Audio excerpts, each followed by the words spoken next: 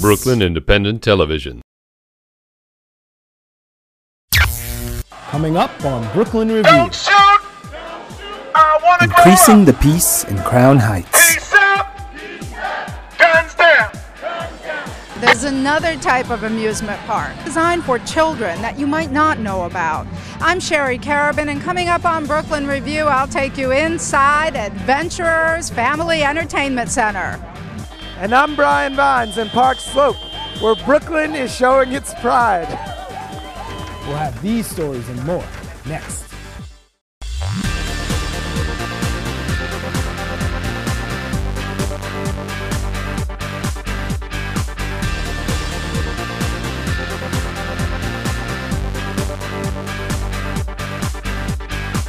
Welcome to Brooklyn Review. I'm Brian Vines. The Save Our Streets program is a community-based anti-gun violence initiative sponsored by the Crown Heights Community Mediation Center and the Center for Court Innovation. One key aspect of their program is to train members of the community to interrupt violence on the spot as a form of conflict mediation. Reporter Fred Brown talked with organizers and one interrupter at a recent community rally and march. Peace up and guns down. That was the collective chant of the Save Our Streets anti-violence rally in Crown Heights, a call to action for the community to get more involved in what organizers are calling the plague of gun violence. The plague of gun violence in our community. So what we do is we have people in the community who've experienced gun violence themselves, been on both sides of the gun themselves, and they can interrupt incidences or prevent retaliatory shootings from happening. And they also prevent the spread of the disease by changing the way people most likely to be involved in a gun incident think and behave about gun violence. We're preparing for this march where all of us can say enough is enough. The cost of gun violence harms all of us too much, and we know together we can work to end the disease. March to end gun violence. And this activist is passionate because he knows well the high price of gun violence. He was once a part of the crime scene on these streets, formerly incarcerated, and now back on the same streets in Crown Heights, this time as an SOS violence interrupter. We walk through the neighborhoods, we canvass, we get to know the community, we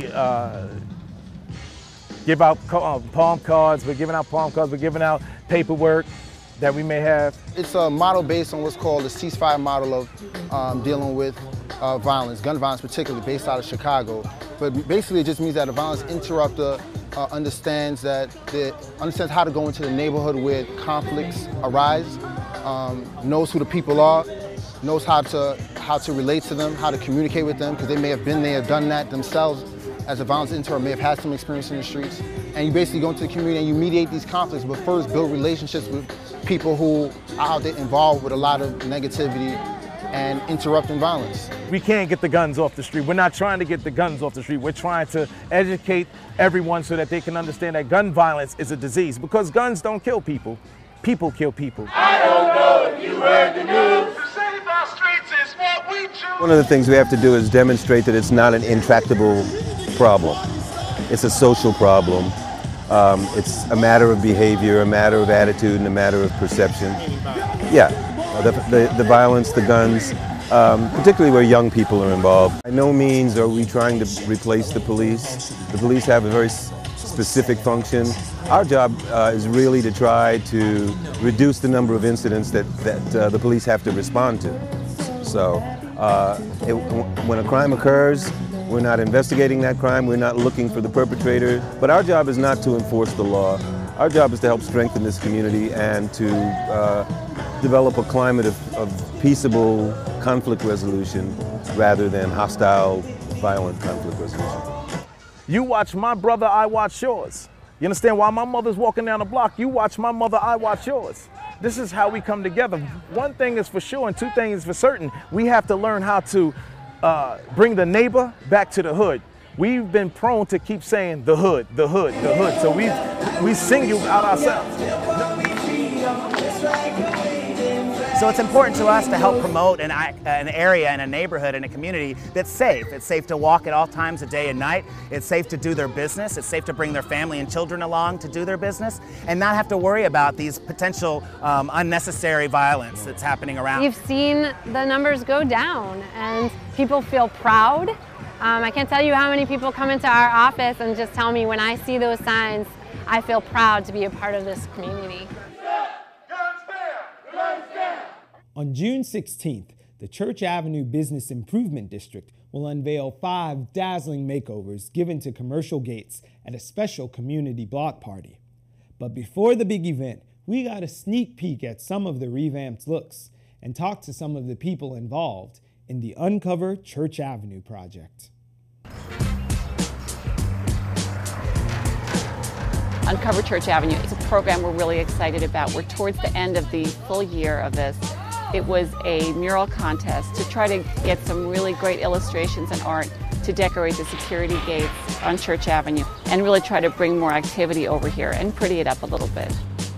We picked some sites first and let people know about it, and then got about 50 submissions.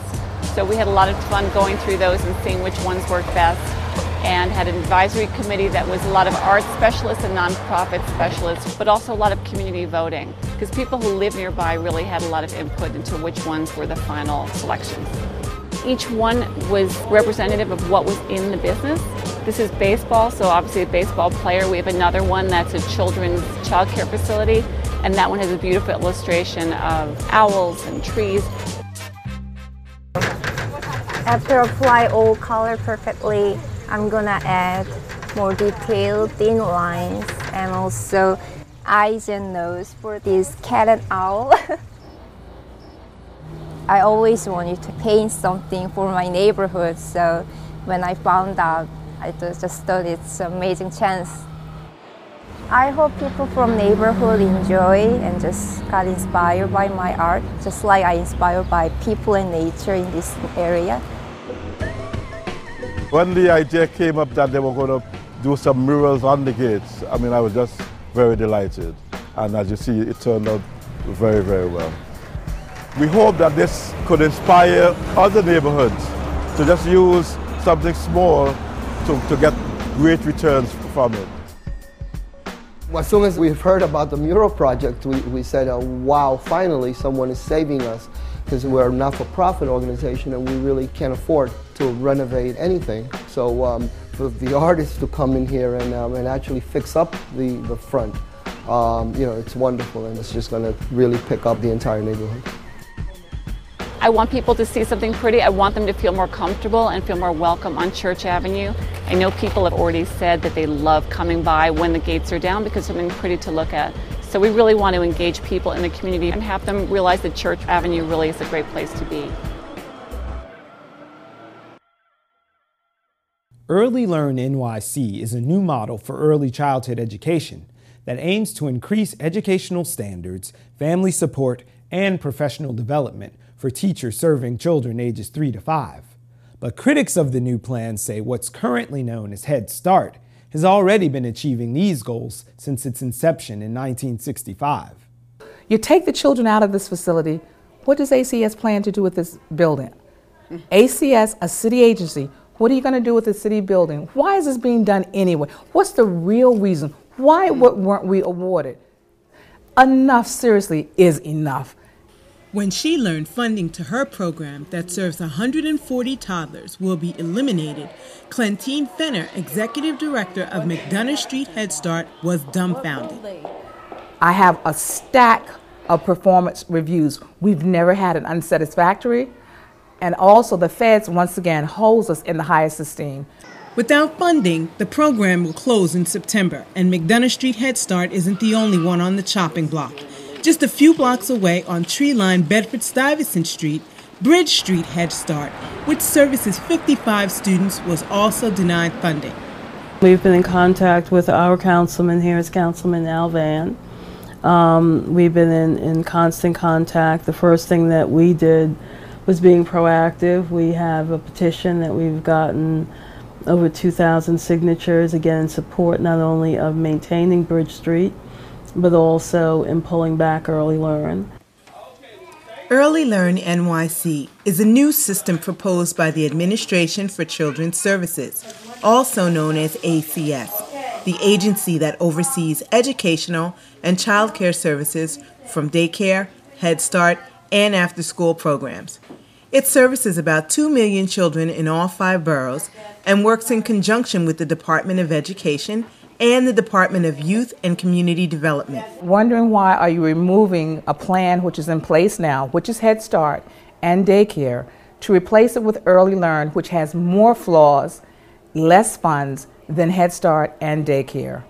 According to advocates for child care programs in New York City, ACS does not have enough funding to support the new plan for child care programs servicing daycare, Head Start, and after-school program.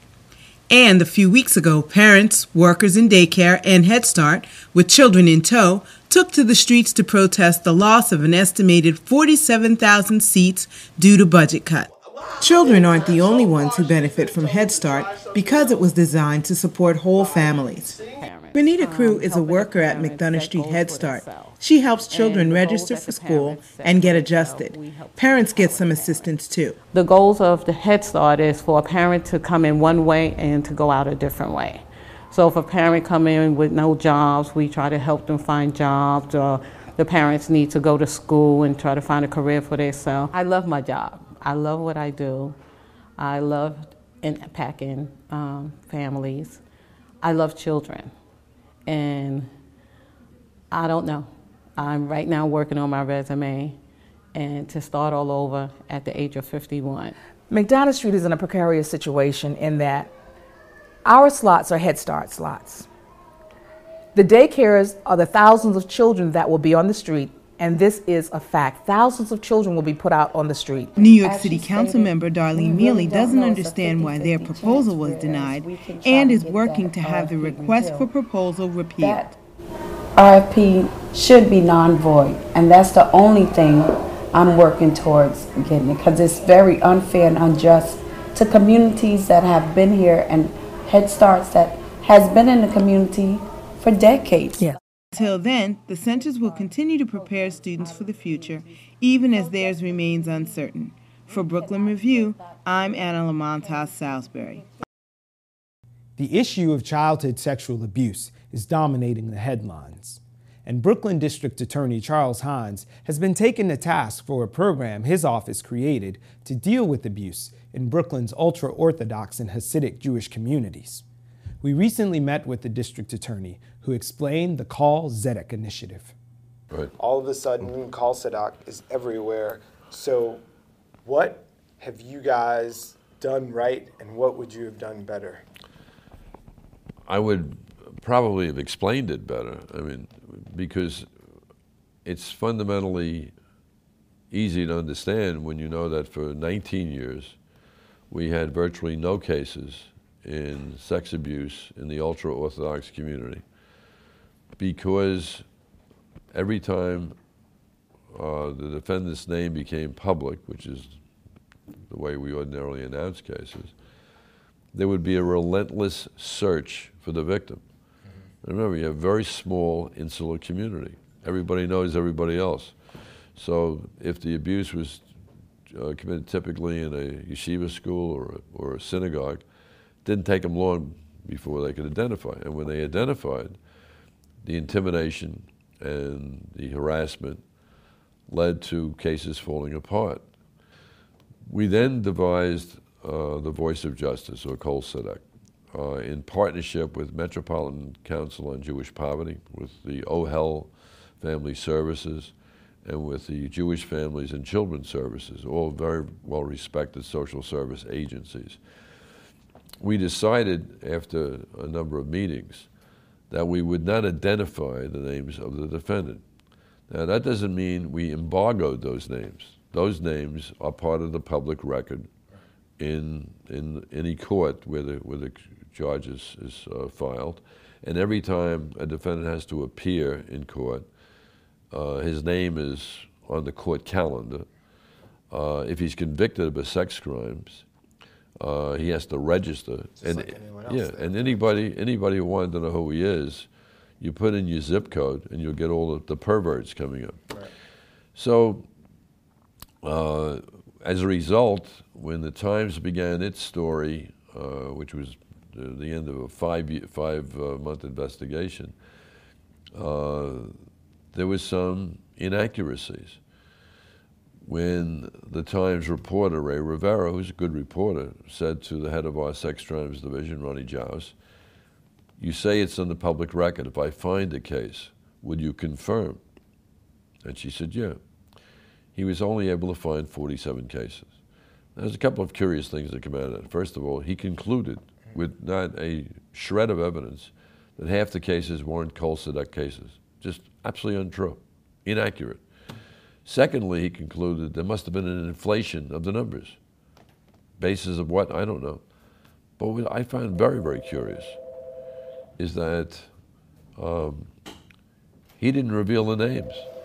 How does an organization like Aguda Israel, who has their leaders saying, we'll keep this in our community, and if it rises to a level where the sort of rabbinical council that we convene says we should go and press criminal charges with the district attorney, how has that made your job and mission here more difficult? It's more difficult because, as I told David Zweibel, the head of Agudat Israel, he's wrong to do that, wrong to recommend a rabbinical court or to have a rabbi review a sexual abuse claim before turning it over to secular authorities for two reasons. One, they have no expertise. Number two, if they cross the line and suggest to someone they should not report to secular authorities sex abuse, they could be charged with obstruction. And worse than that, if they intimidate or threaten in any way, it could be a much more serious charge. I had the same problem with the Catholic Diocese of Brooklyn, which includes Brooklyn and Queens. And in 2002, the Bishop of Brooklyn, then Tom Daly, wisely decided to enter into a memorandum of understanding with me where there could be no pre-screening. Any charge of sexual abuse by a priest was immediately turned over to me. My obligation was that within 10 working days, if I couldn't find any crime, I turned the whole file back. It's worked very well since 2002. Is there an arrangement like that coming for the ultra-Orthodox and Hasidic community? They don't have a hierarchical authority like the church. That kind right. Of, yeah. So my option then is to introduce legislation, which I plan to send to the New York State DA's Association this week, and then on to the legislature, which would make the clergy in New York State mandatory reporters. Why should they be separated from the larger perpetrators of childhood sexual abuse? Because the larger perpetrators don't have the kind of chain, or they don't have the same kind of organization within their community to relentlessly find out the names of the victims and then terrorize the victims. I've compared it to the mafia. And because in mafia cases, I can take someone and put them in witness protection. Right. I can't take someone from the Orthodox community and put them in some other place. They feel bound to that community, and the kind of intimidation they get is directly related to their need to stay in that community. Kids are thrown out of yeshiva school. They're denied the opportunity to go to summer camp. Marriages can't be arranged. All of the things that are the indicia of the ultra-Orthodox are denied someone who, for the temerity to come forward and to help prosecute a pervert, are ostracized. Yeah. So it's a much different community. And now, I had the option that a lot of DAs have. There aren't any DAs in this country who have this kind of intensive program. Mm-hmm. So I could have said, well, you know what? You can't deal with this community because they're too insular, and they'll thwart every effort. I can't do that. I know that there's sex abuse in the Orthodox community, and damn it, I have an obligation to make sure little children are protected, and that's what I'm going to do. Despite the occasional shower, summer is here, and that means students will be leaving the classroom behind in search of new and exciting things to do. Of course, Coney Island will likely be a big draw, especially for teens. But what about younger kids who aren't tall enough to ride the cyclone? From from big slides to the old-fashioned tilt-a-whirl. At first glance, Adventurers Family Entertainment Center may seem like your average amusement park, but this park actually caters to a much younger audience, with many of the offerings designed for those who haven't quite reached their growth spurts yet. There's 25 rides in this park. There's both kiddie and larger rides for the adults and teenagers. There's mostly kiddie rides. We have the most kiddie rides here in the city. The park itself isn't new. It actually opened in 1967 under the name Nellie Bly. Back then, it was run by the Romano family, who leased the space from the New York City Department of Parks and Recreation. The family stopped operating it in 2005, and it's now run by Fair Promotions. When it was Nellie Bly, however, it also catered to younger audiences, and today some of the former patrons have returned with their own children, including this woman who chose the site for her daughter's 5th birthday. It's changed throughout the years because I remember as smaller, it wasn't like this. They've made more rides. The people here are friendly. The people who work here are nice. I think it's great. This is my first child, so it's her first party here, and it's a nice place.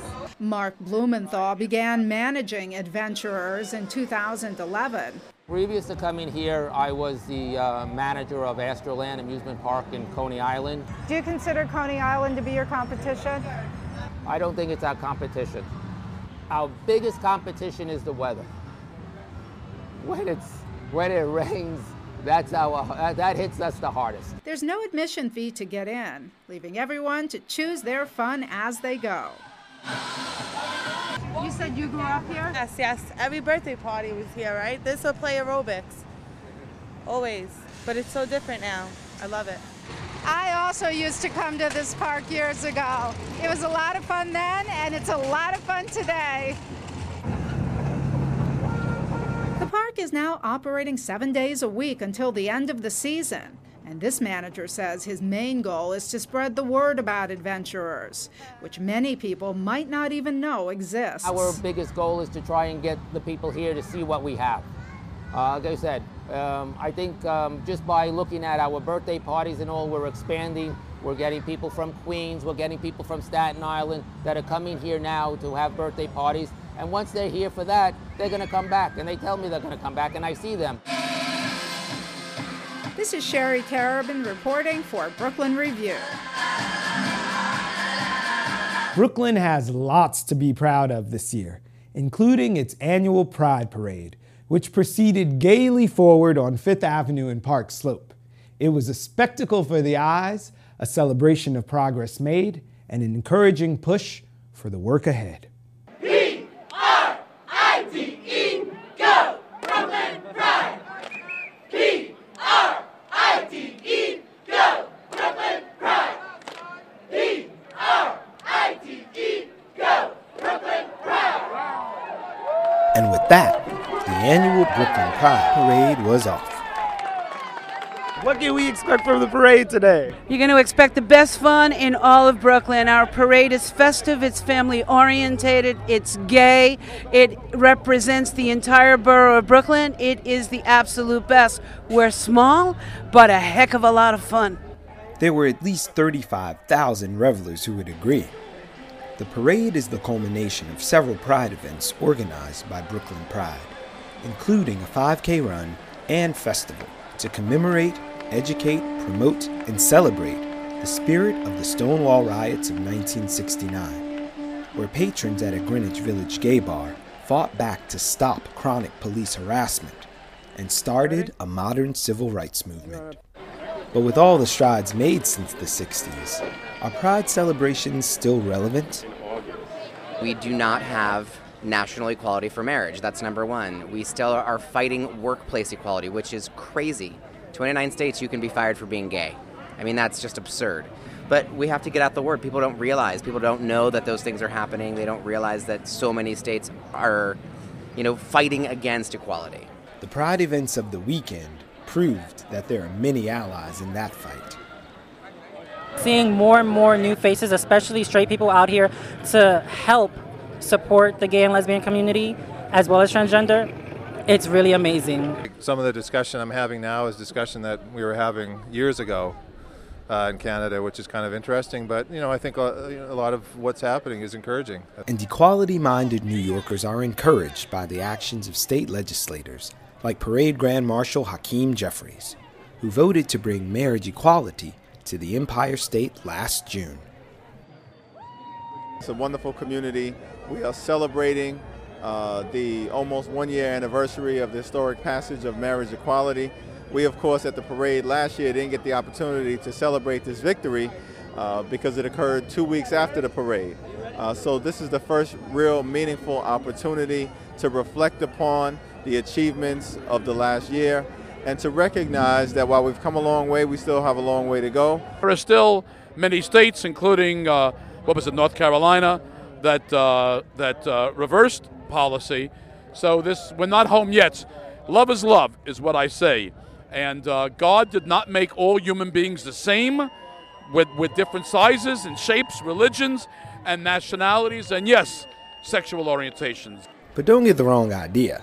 It wasn't all political speeches and calls to action. Brooklyn's Pride Parade is first and foremost a party, and it was a pretty good one.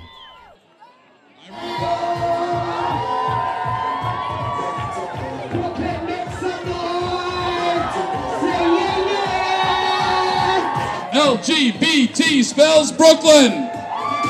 I'm Brian Vines for Brooklyn Review. Happy Pride. Well, that's the end of this Brooklyn Review. If you missed anything or you just have to check it out again, visit us at our home on the web at bricartsmedia.org.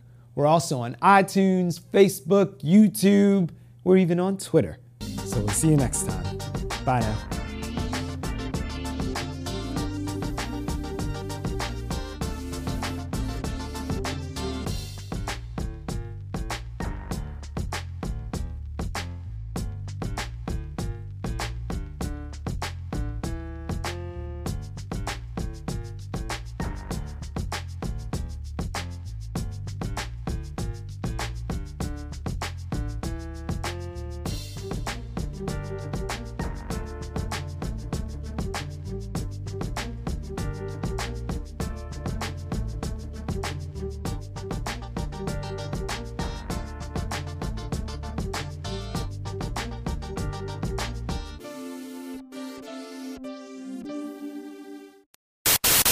Watch this and other Brooklyn Independent Television episodes online at bricartsmedia.org/BIT.